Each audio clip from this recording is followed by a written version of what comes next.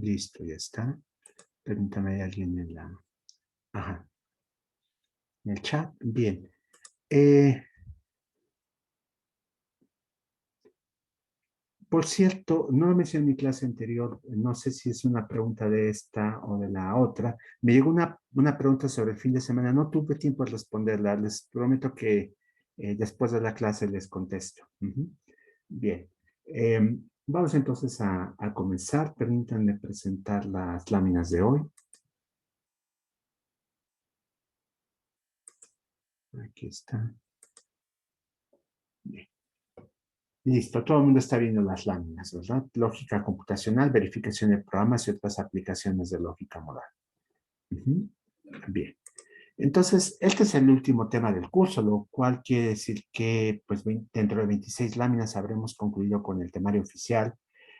A los alumnos de autómatas ya les pregunté qué querrían hacer, me dijeron varios que pues les gustaría que hablábamos un poco sobre otras cosas, va a haber un par de pláticas, espero, de parte de Eduardo y de Vladimir, donde van a explicar qué están haciendo. Yo voy a presentar algunas cosas más. Aquí yo puedo presentar algunas de las cosas que tengo en preparación. Me acaban de invitar a dar una plática en junio en Praga, entonces estoy preparando esa. Yo creo que tendré listo un primer borrador antes de la fecha que tengo que darla y creo que puedo presentarla aquí si les interesa. Es un tema de lógica, entonces puede ser que sí les llame la atención. Eh, pero bueno, espero también sugerencias de parte de ustedes, ¿no? Porque vamos a terminar antes de tiempo. Bien. Entonces, empiezo con el tema propiamente dicho. Y aquí vamos a ver, pues, tres o cuatro cosas, ¿no? Vamos a ver primero lógica temporal, que es una lógica de mucho interés, es de mucha importancia en computación. La lógica temporal originalmente, pues, se inventó como una forma de referirnos a universos donde el tiempo es discreto, es decir, se avanza de un momento a otro, no hay tiempos intermedios, por decirlo de alguna manera, y además se plantea la posibilidad de que el tiempo sea de dos tipos, o el tiempo lineal o el tiempo ramificado. ¿Qué es el tiempo lineal? Es el tiempo como lo percibimos los seres humanos hasta cierto punto, ¿no? El hecho de que pues hay un pasado y hay un futuro, ¿no? Esa es la intuición que tenemos los seres humanos de manera más o menos eh, natural, no quiere decir que sea correcta, por supuesto la física puede decirnos que las cosas son distintas. De hecho, los físicos siguen debatiendo sobre exactamente cuál es la naturaleza del tiempo y cómo se comporta, ¿no? El tiempo ramificado captura algunas de esas nociones. Lo que nos dice es que, pues en realidad hay varias trayectorias posibles para el tiempo y, y entonces en algún momento dado los eventos pueden desarrollarse de manera diferente, ¿no? En dos direcciones distintas. Este es un recurso muy explotado en malas y buenas películas sobre viajes en el tiempo. Creo que hay realmente pocas películas buenas de viaje en el tiempo, ¿no? La mayoría son bastante malas, pero es típico este caso en el que alguien aparece eh, eh, no sé, cuando su padre era niño, su madre era niña, y entonces le ayuda a resolver un problema de esa época, o viceversa, su yo de niño aparece en el futuro y le ayuda a resolver otro problema, etcétera, etcétera, etcétera, ¿no? Que las cosas podrán ocurrir de una manera si ese evento se produce del viaje en el tiempo o no, ¿no? Entonces, eso es lo que quiere decir tiempo ramificado, ¿no? Y es tema de malas películas de Hollywood, ¿no? Bien, eh, entonces, en estos casos, para estos dos, vamos a presentar versiones de universos de Kripke, de marcos de Kripke que nos permiten lidiar con estas situaciones. Y vamos a tener dos modelos para este tipo de cosas. En particular, yo voy a centrar sobre todo en lógica temporal de tiempo lineal, LTL, se conoce que donde no hay ramificaciones, pero las ideas de la otra lógica no son tan distintas. Bien, entonces voy a empezar con lógica lineal. Bien, la sintaxis de la lógica lineal es más o menos sencilla. Aquí tenemos en esta línea nada más la sintaxis en términos de una gramática independiente del contexto, una forma Backus-Naur.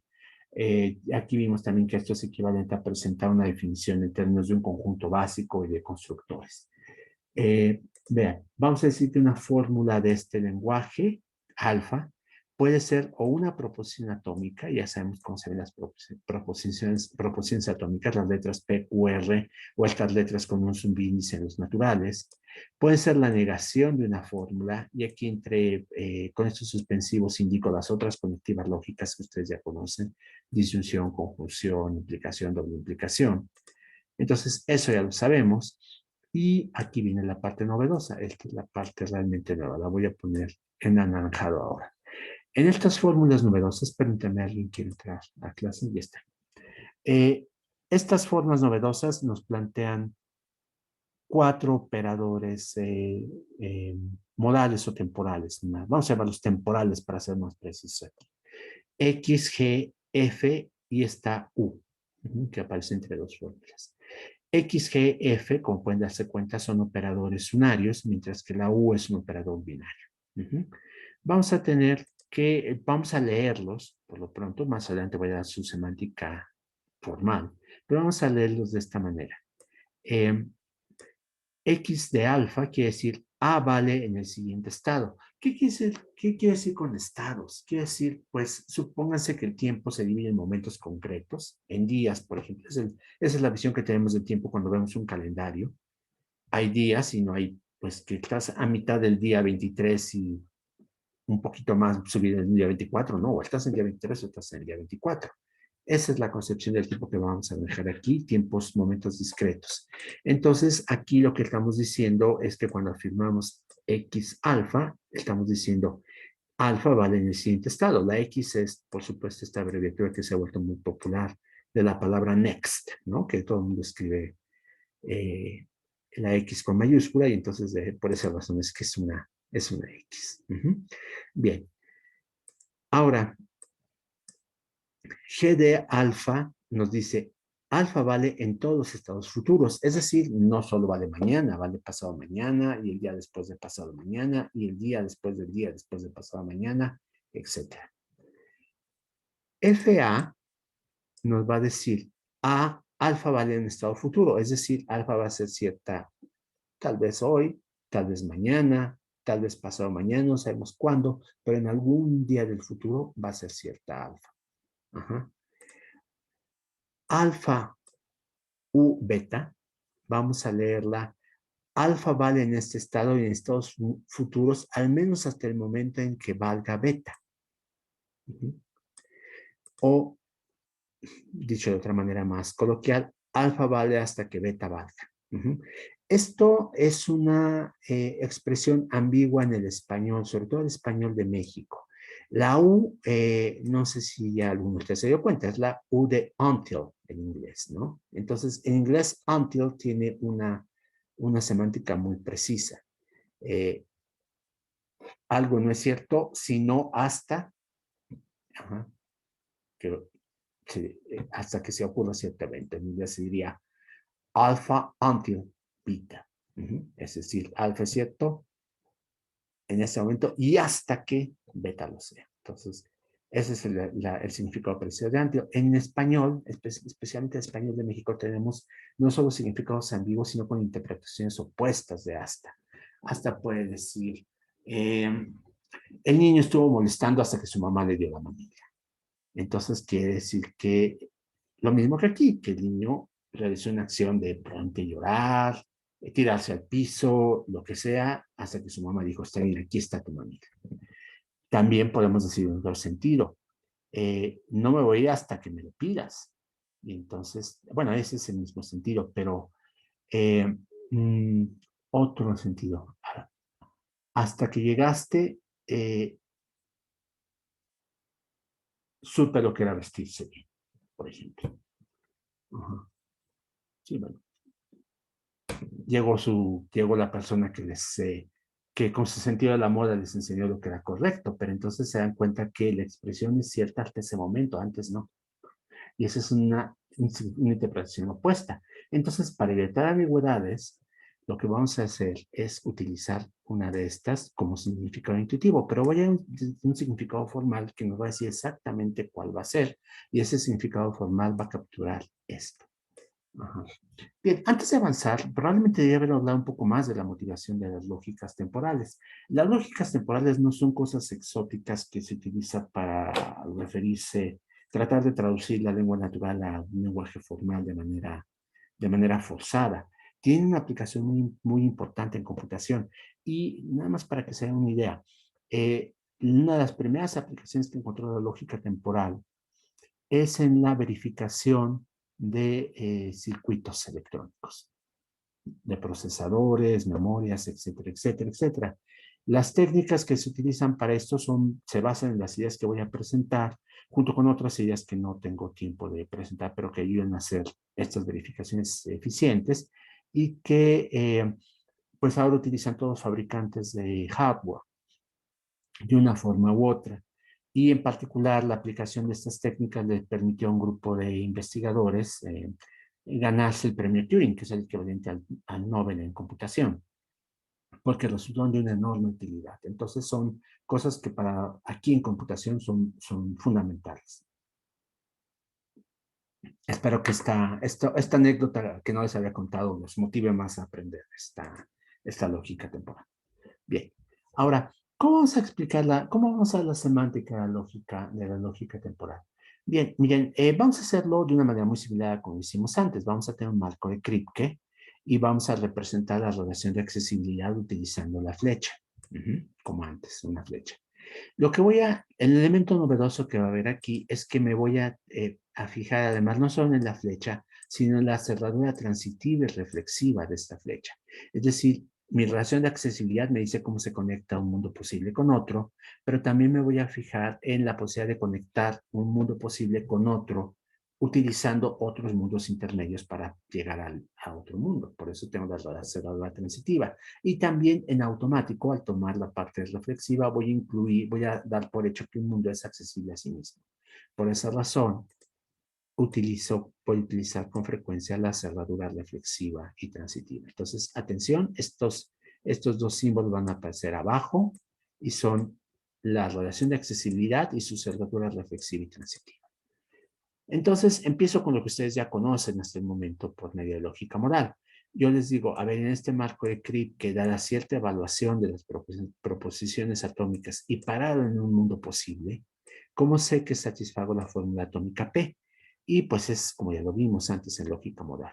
Lo que hago es evaluar P en ese mundo y si me da verdadero, entonces la satisfago. Si me da falso, no lo satisfago. Y a partir de esto construyo la satisfactibilidad con las conectivas lógicas que ustedes ya conocen, proposicionales, negación, conjunción, disyunción, etc. Vamos a ver qué pasa con las otras conectivas nuevas que acabo de presentarles, X, G, F y until. Bien, ¿cuándo satisfacemos una forma del tipo en el siguiente momento alfa? La satisfacemos si pasa lo siguiente. Para cualquier mundo posible, si yo puedo transitar de ese mundo a este otro mundo, entonces en ese mundo voy a satisfacer alfa. Aquí estoy usando una formulación, permítanme, que vale tanto para la lógica temporal lineal como para la ramificada. Para la lógica temporal lineal es mucho más simple, hay un solo momento futuro, entonces la cuantificación, aunque se escribe, pues corresponde a un solo caso. En lógica temporal ramificada es importante porque podría haber más de un futuro posible, ¿no? No sabemos si el personaje de Volver al Futuro le puso o no el combustible al DeLorean. No sabemos si efectivamente le comentó al profesor eh, qué es lo que va a pasar y el profesor le va a ayudar o no le va a ayudar, etcétera, ¿no? En lógica lineal hay un solo futuro. Bien, no hay estas ramificaciones. Ahora, vamos con la fórmula en todos los tiempos futuros alfa.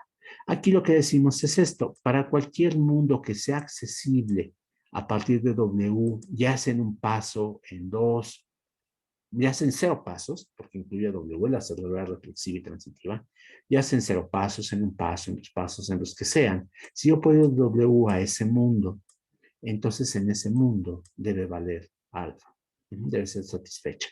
Entonces, es así como funciona G, es la cerradura reflexiva y transitiva, y entonces su definición es muy similar a la de X, solo que en X utilizo la relación de accesibilidad y en G utilizo la salvedad reflexiva y transitiva de la relación de accesibilidad. Ahora, con F van a darse cuenta que se parece mucho al operador de posibilidad en las lógicas modales abstractas que vimos.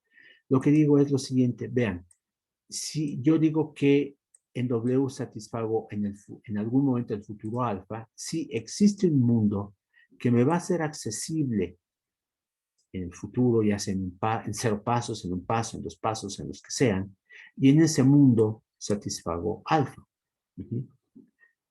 Entonces, esa es la diferencia entre esta y esta. Esta es en el siguiente estado, mañana. Esta es mañana, hoy, mañana y siempre. Y esta es fue en algún momento del futuro. Hoy o en algún momento del futuro.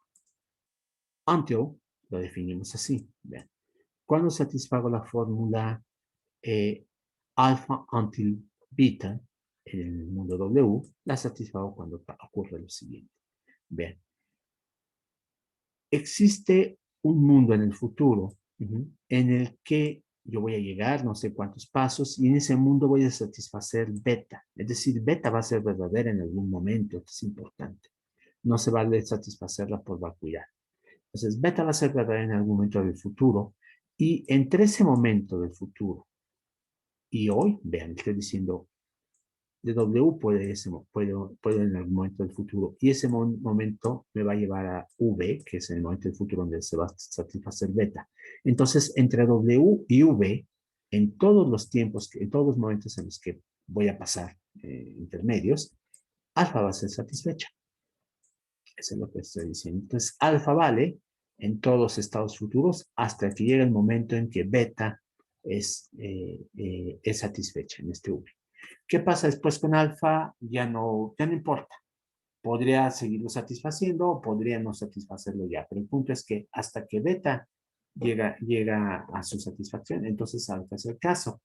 Vean cómo esto ya de entrada se presta a formular ideas útiles en computación.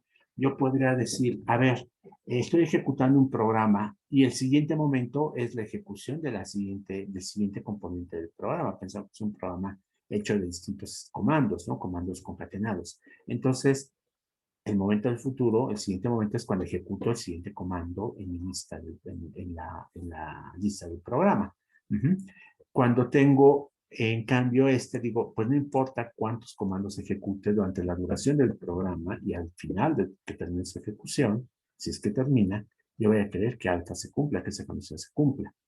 Esta me dice, pues mira, el programa va a estar haciendo una serie de operaciones, pero yo espero que en algún momento esas operaciones me lleguen a la satisfacción de alfa. Eso es importante. Y acá lo que estoy diciendo, mira, esta beta va a ocurrir y mientras tanto quiero que se acierte esta situación. Entonces, son cosas que uno puede decir de manera útil sobre la ejecución de un programa, ¿se dan cuenta? Y de muchos otros fenómenos computacionales, pero en particular la ejecución de un programa. Entonces, aquí tenemos ya esta semántica. Hay una semántica alternativa. En realidad no es una semántica alternativa. Yo lo puse aquí como semántica alternativa, pero es un formalismo alternativo que describe lo que acabo de decir. En esta semántica, lo que hacemos es hablar de trayectorias o de caminos. ¿Por qué razón? Porque se dan cuenta que el único operador que se refiere al futuro inmediato es este. Los demás se refieren a futuros posibles. Entonces, más bien me interesaría hablar de qué pasa en todos estos mundos a los que voy a transitar en el futuro. Entonces, en esta semántica lo que hago es fijarme en trayectorias o caminos. Y un camino o trayectoria es una sucesión de mundos posibles, tales que la relación de accesibilidad me dice, mira, tú vas del mundo yésimo al mundo I más 1. Entonces, simplemente es tomar un lapso temporal y fijarme en los momentos que abarca ese lapso temporal. Bien. Lapso temporal, la academia dice que es una expresión redundante. Yo creo que con tantas metáforas que circulan ahora gracias a la física sobre las palabras lapso, periodo y demás, Me parece que ya no es redundante y que es legítimo decir un lapso temporal. Bien, entonces tomamos un lapso y vemos todos los momentos que abarca ese lapso. Y esa es una trayectoria. Entonces, lo que vamos a utilizar, vamos a hacer es tomar la letra pi del alfabeto griego para denotar trayectorias. Y la letra pi o cualquier otra letra que se les ocurra griega, pero pi y las que siguen son las más utilizadas, nos van a denotar estas trayectorias, pero si les aplicamos un subíndice, este subíndice va a tener un significado distinto al que tendrá normalmente, es decir, pi 1 y pi 2 no van a ser dos trayectorias distintas, sino van a ser la misma trayectoria considerada de dos maneras diferentes. ¿Qué quiere decir con esto? Observen esta línea, esta es la importante. Si resulta que pi está definida de esta manera, S1, S2, S3, nos lleva de esos estados, entonces pi 2 no es un subíndice, perdón, es un supraíndice, pi 2 nos dice, es la trayectoria pi, pero a partir del momento 2. Pi 3 es la trayectoria pi a partir del momento 3. Obviamente pi 1 es pi, porque es a partir del momento en que comienza. Pi 3, pi 4, pi 4 es a partir del momento 4. Entonces, atención con esta notación.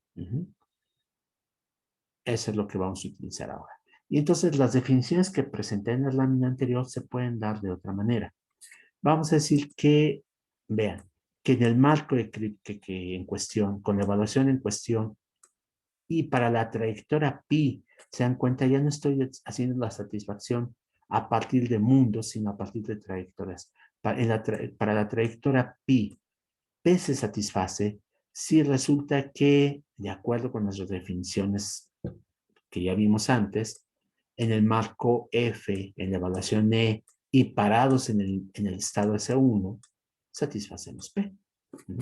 Eso es lo que estoy diciendo. ¿Por qué? Porque S1 es el primer estado de la trayectoria pi. Si yo aquí tuviera pi a la 2, entonces satisfacer pi a la 2, que la trayectoria pi a la 2 satisfaga P, significa que en F con E y en S2, porque es el siguiente estado de pi, satisfacemos P.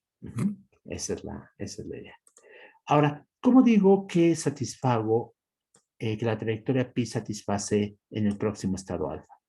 Pues es si la trayectoria pi 2, es decir, la que empieza con el siguiente estado, satisface alfa. ¿Se dan cuenta?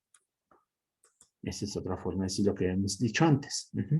Bien, ahora, ¿cómo sé que la trayectoria pi satisface en todo momento del futuro alfa? Pues se ocurre lo siguiente, para cualquier i, resulta que si yo tomo me fijo en el siguiente momento la trayectoria pi, sigo satisfaciendo alfa, es decir, la satisfago alfa en S1, pi 1 me diría la satisfago en S1, pi 2 me diría la satisfago en S2, pi 3 me diría satisfago en S3, etcétera, etcétera, etcétera. En todas las trayectorias futuras voy a estar satisfaciendo alfa. ¿Qué pasa para F? Vean cómo ahora sí queda perfecta la analogía con lógica modal. F entonces es un operador dual de G, porque aquí estoy diciendo, bueno, satisfago, la trayectoria pi satisface F de alfa si existe un momento tal que la trayectoria inicial a partir de ese momento satisface alfa. Eso es lo que estoy diciendo. Until, como lo formulamos en términos de trayectoria, significa, bueno, mira, tómate la trayectoria pi y para cualquier momento va a haber un momento, un estado en el que vas a satisfacer la trayectoria vista a partir de ese estado, satisface beta. Y para todo estado previo a ese estado, o incluyendo al menos ahí, vas a satisfacer alfa. Entonces, en todos los estados, hasta el momento en que satisfaces beta, satisfaces alfa. Ya después es indiferente qué ocurre con alfa. Entonces, esta es una explicación por medio de trayectorias. ¿Por qué escoger un modelo distinto al que teníamos antes? Se dan cuenta que en realidad no es un modelo distinto, es un formalismo diferente nada más. Eso es lo que pasa. ¿Por qué un formalismo diferente? Me dirán, bueno, es lo que pasaba en programación lógica. La gente que se dedica a utilizar lógica temporal para analizar hardware o muchos otros fenómenos computacionales, adoptó esta notación. la prefiere a a la otra notación que es más cercana a lógica modal abstracta. Ajá. En cambio, si ustedes fueran filósofos, seguramente preferían la notación que presenté antes porque es más cercana a los modelos que abstractos. Entonces, es simplemente una cuestión de seguir el uso de la disciplina. Y eso pues es importante para que podamos entender los textos del área. Entonces, esa es una razón. La otra razón es porque los fenómenos que vamos a ver más adelante, ¿no? La aplicación en particular que me interesa ver, la definición por medio de trayectorias es más elegante, simplemente por eso. Bien. Entonces, aquí voy a presentar una aplicación que no es la aplicación típica de hardware, porque lo hacen porque la aplicación de hardware aparece en libros, en muchos libros. Esta aplicación aparece menos en libros. Segundo, porque yo un tiempo trabajé en esto y entonces pues me parece que puede ser de interés. Ustedes saben que una buena parte de lo que hace la gente de computación, ya sea que esté en investigación o en la industria, son pues, aplicaciones, ¿no? Y estas aplicaciones son en áreas distintas. Esta área en particular es un área en crecimiento explosivo, que es pues todo lo que tiene que ver con biología molecular. Entonces, por esa razón me pareció que era una aplicación interesante y además es bastante sencilla de entender. Tengo aquí en pantalla algo que, pues, como pueden darse cuenta, se parece mucho a nuestros marcos de Kripke anteriores, ¿no? Pero resulta que es una red genética. Ahora, estas redes genéticas, los biólogos, pues las elaboran a partir de datos experimentales. Eh, Ustedes saben que un organismo tiene cierto número de genes, el organismo inicia su vida con ese número de genes, generalmente no crea nuevos, aunque puede sufrir mutaciones durante su existencia, por supuesto, puede perder alguno como parte de alguna mutación, pero en general podemos pensar que es más o menos estable los genes que lo siguen. Los genes que tiene este organismo no están necesariamente todos activos. Vamos a pensar, por ejemplo, en una flor, una Arabidopsis thaliana, que es una flor muy estudiada. Eh, la actual directora de CONACYT, Elena Álvarez Builla, construyó su reputación científica bastante bien merecida, no, al margen de lo que uno opine sobre su gestión en el CONACYT, es una reputación científica merecida estudiando esta planta. En esta planta, por ejemplo, se sabe que las células, que todas contienen una información genética, como en todo organismo multicelular, se diferencian por medio de la activación de ciertos genes. Por decir algo, ustedes toman una célula del pétalo de una flor de esta planta y hay ciertos genes que están prendidos y otros que están apagados, y eso hace que la célula sea una célula distintiva de pétalo. En cambio, toman una célula del pistilo de la flor y en ese pistilo hay algunos genes que están apagados y otros están prendidos y son distintos a los genes que están prendidos y apagados en el pétalo. Y así, para cualquier parte de la flor que tomen ustedes, van a tener que ciertos genes están activados y ciertos genes están prendidos. Entonces, con los seres humanos pasa lo mismo. Los genes que están activos en una célula del hígado son distintos a los genes que están activos en una neurona, por ejemplo. Y eso es lo que llevó a las células originalmente a diferenciarse, porque si ustedes las ven bajo el microscopio, pues se ven distintas y además realizan funciones distintas. Eso es parte de lo que nos hace interesantes como seres multicelulares, ¿no? Que tenemos células con la misma información genética, pero desempeñan funciones distintas y anatómicamente se ven diferentes. Ajá, entonces eso es lo que pasa con los genes de un organismo. Una red genética lo que hace es representarnos algunas interacciones entre genes. Lo que ocurre es que los genes no se activan o desactivan por magia o por comunicación directa con la mente de Buda, sino por medio de señales. Es decir, en el transcurso del desarrollo de una célula, esta célula recibe señales bioquímicas de otras células o del medio ambiente y esto hace que active o desactive un gen. Entonces, los biólogos, después de muchísimo trabajo experimental, que puede tomar muchas décadas, lo que hacen es construir redes en las que nos dicen, mira, el gen 1 recibe señales del gen 3 y señales de sí mismo para decidir si se activa o se desactiva. El gen 2 recibe señales del gen 1 y de sí mismo y del gen 3 para decidir si se activa o desactiva. Esto es lo que los biólogos nos presentan cuando nos hablan de redes genéticas. Estos diagramas que a simple vista se parecen a los diagramas de Kripke. Y uno como computólogo estaría, como lógico, estaría tentado a aplicar directamente esta similitud superficial para estudiar las redes genéticas. Sin embargo, resulta que las interacciones entre redes genéticas son bastante más complejas. No están reflejadas en este diagrama. Esto que les estoy presentando ahora, que parece un marco de Kripke, no refleja en realidad lo que pasa con las redes genéticas. Necesitamos ampliar nuestro formalismo. Y eso es lo que voy a ver a continuación. Voy a recuperar marcos de Kripke para redes genéticas, por supuesto, pero todavía no. Entonces, piensen en esto, digan, ah, pues sí, qué fácil está.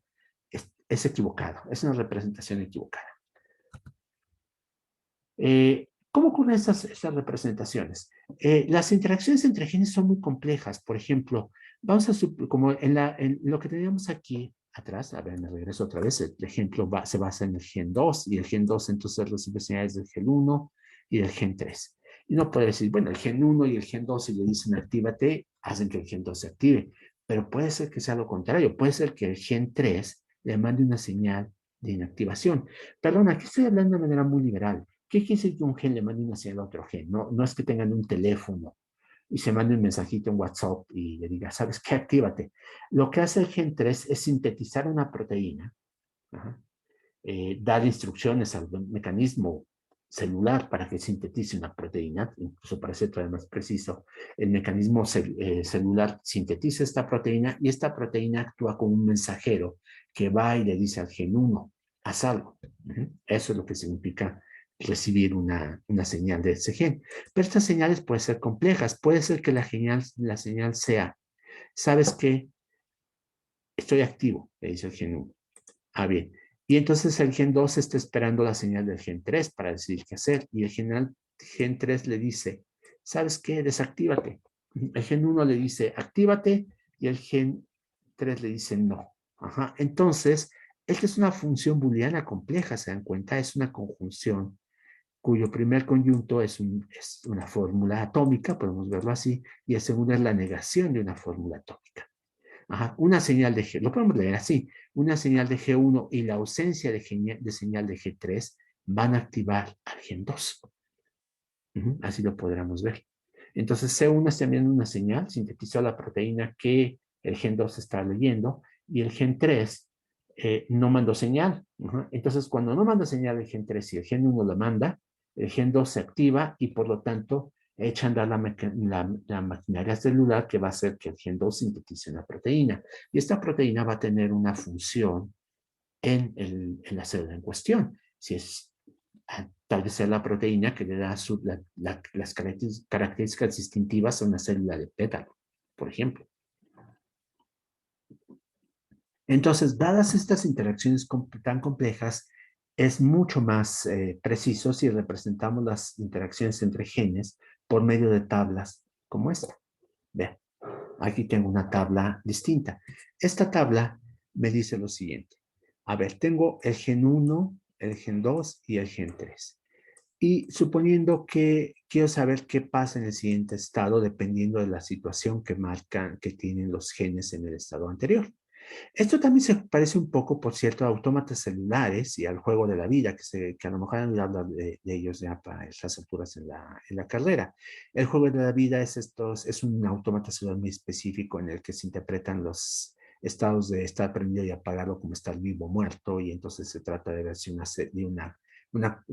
cuadrito en una cuadrícula se activa o se desactiva dependiendo del estado de sus vecinos. Es parecido a lo que estamos haciendo aquí. Entonces, el gen 1 en su siguiente estado va a decidir si está activo o no, dependiendo de si él mismo está activo en este momento o, perdón, el gen 2 está activo o bien el gen 3 está activo, está mandando señales. El gen 2, en cambio, se va a activar si recibe una señal del gen 1, es decir, el gen 1 está activo y no recibe señal del gen 3, es decir, el gen 3 está inactivo. El gen 3 va a determinar su siguiente estado, es decir, está activo o no, dependiendo si no recibe señales del gen 1, no recibe señales del gen 2 y al mismo tiempo está activo ya en este momento. Entonces, este es el estado siguiente. Ajá. Es así, esta tabla, esta parte de arriba nada más de la tabla nos dice, el primer renglón, qué es lo que pasa en el siguiente estado. Ajá, entonces, con eso ya tendríamos suficiente. Un biólogo diría, la información que yo quiero representar está ahí simplificada, por supuesto, los genes actúan en tiempo real o uno lo quiere creer que actúa en tiempo real y por lo tanto no existen tiempos discretos. Pero bueno, en los hechos, las aproximaciones que se hacen utilizando tiempos discretos son bastante buenas. Esa es una cosa bastante interesante de la biología molecular, que estas aproximaciones en tiempos reales con frecuencia son útiles, son muy predictivas. En una tabla como esta le permitió a Pablo Padilla, un investigador de Limas, modelar por medio de autómatas celulares el comportamiento de cuatro tipos básicos de células en Arabidopsis thaliana, esta planta con la que les decía que trabaja el equipo de Elena, y entre los dos saca un artículo al respecto bastante interesante, ¿no? Y después utilizan otros modelos basados en lógica temporal, por cierto. Eh, pero bueno, ellos utilizan autómatas celulares y el salto a lógica temporal, entonces es muy obvio.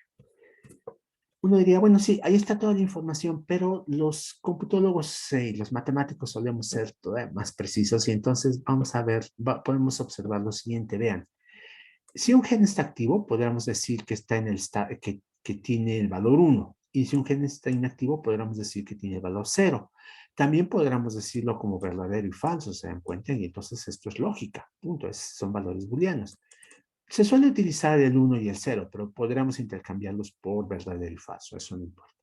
El punto es que como son tres genes, los que estamos viendo en esta red, lo que tenemos son tres posibles valores. Y entonces podríamos pensar que los estados de nuestra red booleana son los siguientes. El estado S1 son los tres valores prendidos.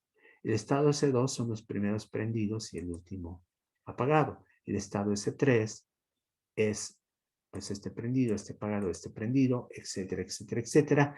Y yo creo que a estas alturas ya reconocieron que lo que tenemos aquí en estas columnas es una tabla de verdad, con todas las combinaciones posibles de valores booleanos. Dado que son tres genes, tres proposiciones atómicas, vamos a plantearlo así, lo que tenemos es 2 a la 3, que es igual a 8, ¿no? Son 8 renglones los que nos da esta tabla.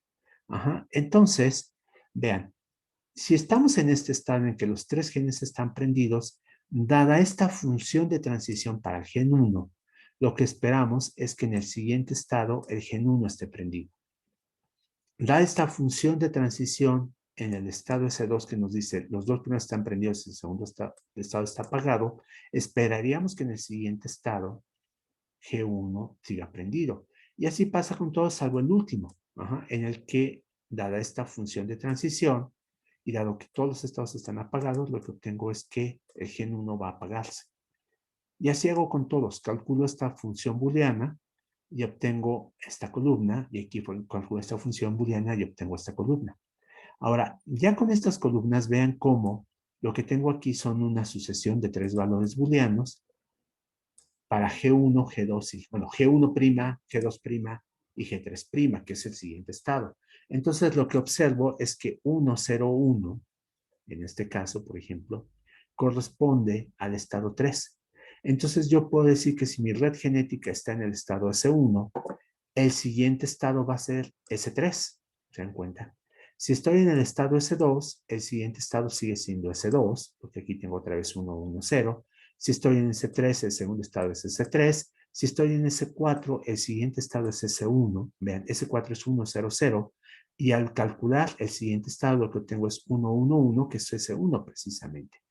S5 me manda S3, S6 me manda S3, S7 me manda S3 y S8 me manda a S7. Ajá. Entonces, ahí está. Esta red, esta tabla, me permite calcular las transiciones entre estados. Y entonces, ahora ya con estas transiciones entre estados, puedo regresar a mi modelo de Kripke, a mi marco de Kripke. Lo que voy a hacer es que mis mundos posibles, a diferencia de mi representación ingenua aquí, que es equivocada, no van a ser los genes. Los mundos posibles van a ser los estados en los que se encuentran los genes de la red genética. Entonces, tenemos 8 mundos posibles y lo que voy a hacer es utilizar los valores estados como codificaciones de una evaluación, es decir, qué proposiciones atómicas están prendidas y cuáles están apagadas. Si está prendido es verdadero y entonces aparece dentro de ese mundo posible.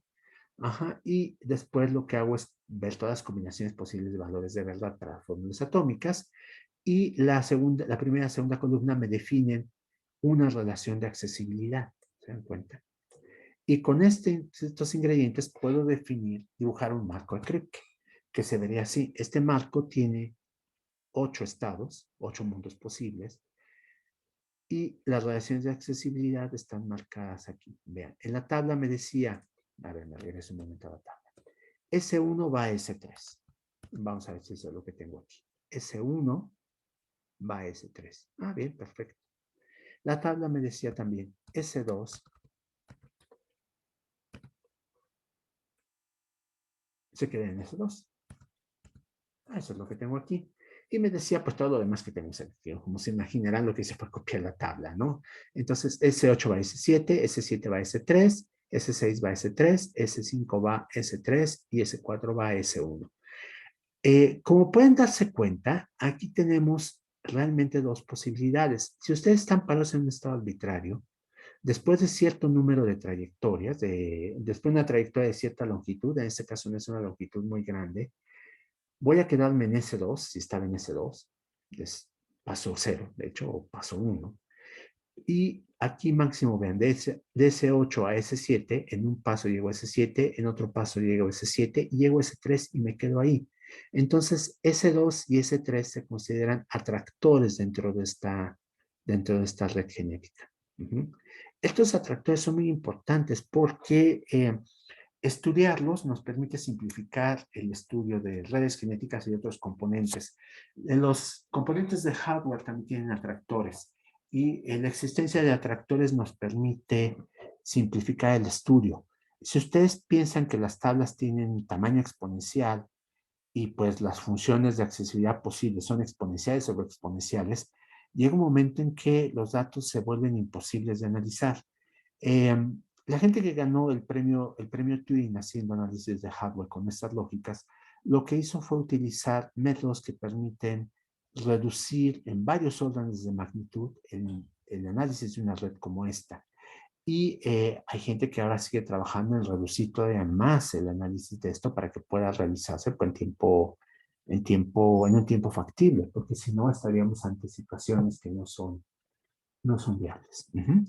Entonces, eso es lo que eso es lo que se hace con una aplicación lógica temporal con redes genéticas y la esperanza es que esto nos permita comprender mejor cómo evolucionan los organismos, cómo interaccionan los genes entre sí, saber cuando un gen no está funcionando adecuadamente, entonces cuál es el efecto que va a tener sobre los otros. Bien, me detengo con esto. No sé si hay preguntas. Cubrí bastante material, entonces seguramente debe haber dudas. Mi propuesta es, revísenlo por favor y la próxima clase me plantean las preguntas que tengan. ¿Les parece bien? De acuerdo, profesor. Muy bien. Bueno, entonces dejo de presentar, detengo la